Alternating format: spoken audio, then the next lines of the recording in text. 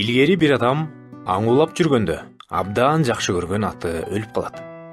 Ал аябай тынчсызданып, кыйналып, өлгөн атын жаңы атка алмаштыргысы келбейт. Ал абдан чебер мерген болгон эле. Жана аты өлүп калгандыктан улам аңчылыктарга толук катыша албагандыктан өзүнүн карамагындагы уруу ал үчүн жапа чегип баштайт.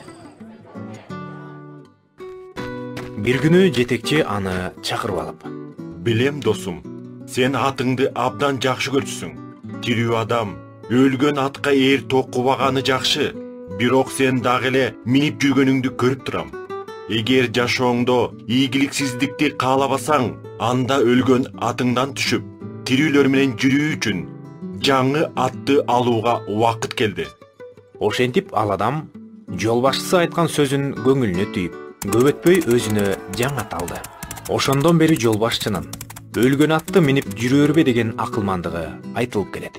Биздин дагы айлана чөйрөбүздө көптөн бери кубаныч тартуулабаган, балким жумушубуз, мамилелер же кандайдыр бир эскерүүлөр болсо, аларды таштап, жаңы жашоого убакыт келди.